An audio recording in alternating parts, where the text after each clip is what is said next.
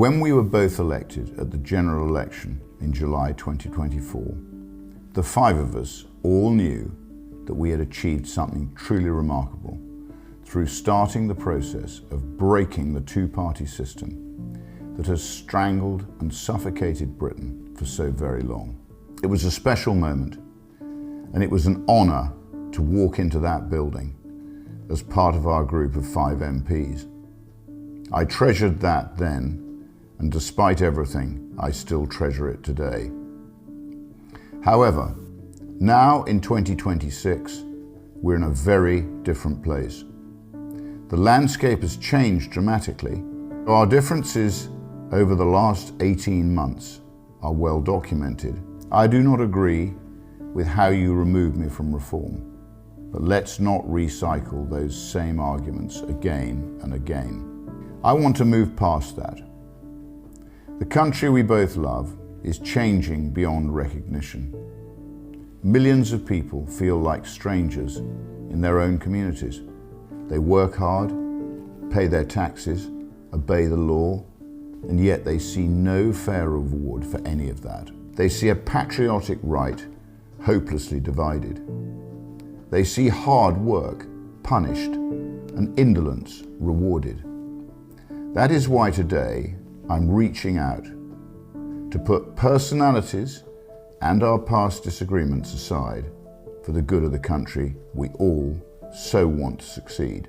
To ask one simple question: how can we restore Britain? Rupert Lowe has came out today. He has offered a hand to Nigel Farage. Rupert Lowe, restore UK.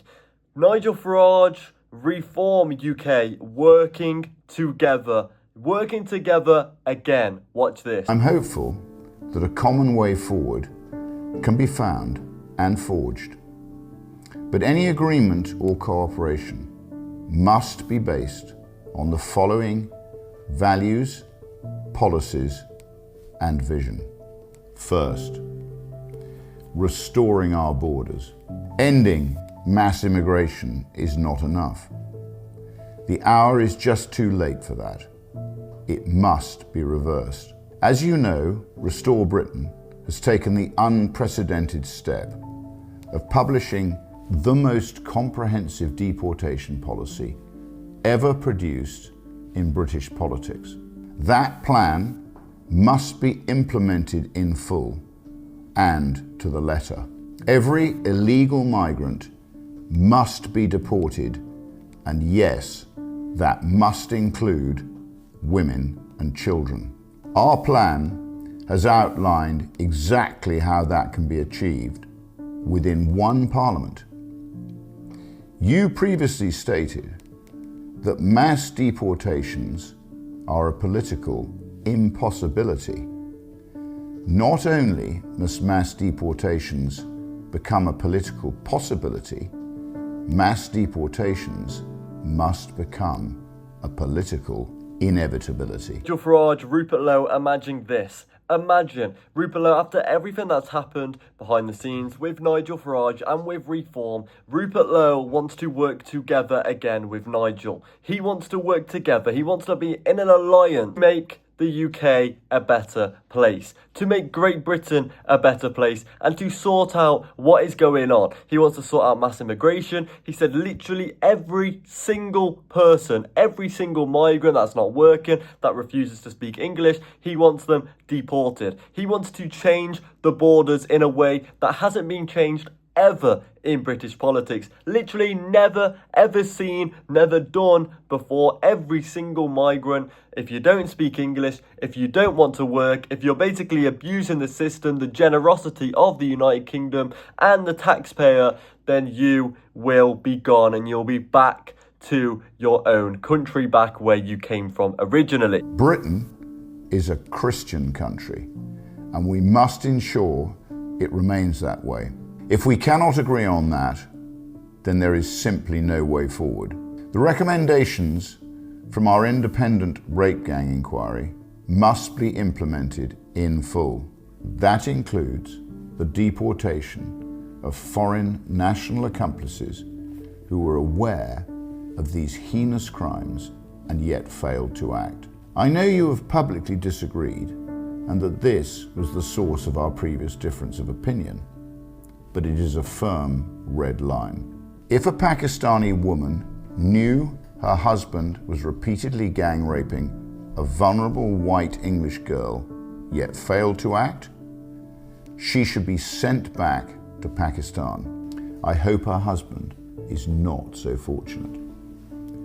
And on that, third, a referendum on restoring the death penalty.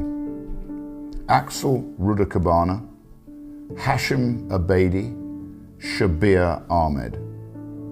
Keeping these monsters alive, and hundreds just like them, achieves nothing. The British people must be given a full, free, and fair referendum on the reintroduction of the death penalty for the most monstrous and undeniable criminals.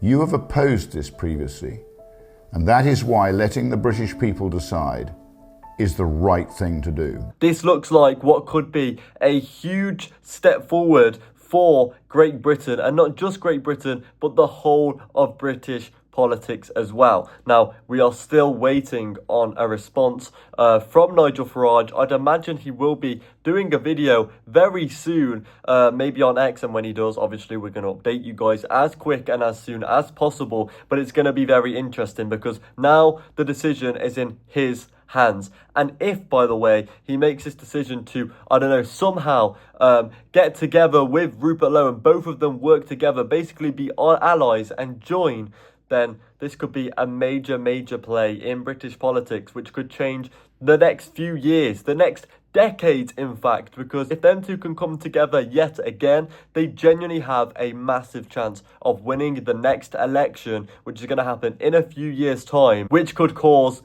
absolute uproar, for example, for the left, also for Labour, also for the Tories as well. This is exactly what they do not want. They do not want this because they have liked this whole discourse between Rupert Lowe and Nigel Farage, because it's two parties, Restore Britain, which has only been going a few months, and obviously Reform, which Reform was building. This happened, and then the right basically had two parties, and they were basically arguing between the two, which meant the left were just loving it, really. They're absolutely loving it. Tories, Labour, basically, when it looked like Reform had a breakthrough, they didn't because of what happened with Rupert and what happened with Nigel. However, this could change everything. Kemi Badenoch, Keir Starmer, Andy Burnham, they will be looking at this, wondering what Nigel Farage is going to do, hoping that he does not take on Rupert Lowe's offer, because if he does, like I said, this could be a massive change in Great Britain and in British politics. So Nigel, my message is simple. If you are prepared to work together around serious policies, serious reform, and serious government, then so are we. Not because it's politically convenient for Restore Britain, not because it's personally easy. After the events of the last 18 months, I would certainly rather not be making this offer. But millions and millions of British people deserve a patriotic government that puts our national interest before any personal differences that you and I may have. If you disagree, that is your choice. Restore Britain will be ready for what comes regardless. I truly believe there could be sufficient common ground for our two movements to cooperate collectively, destroy the looming left-wing alliance that will finish off what hope remains for this country. We have recently shown how effectively cooperation can work locally on the Norfolk County Council. So why not at national level? In my view, failing to even try because of our own personal difficulties is simply not an option.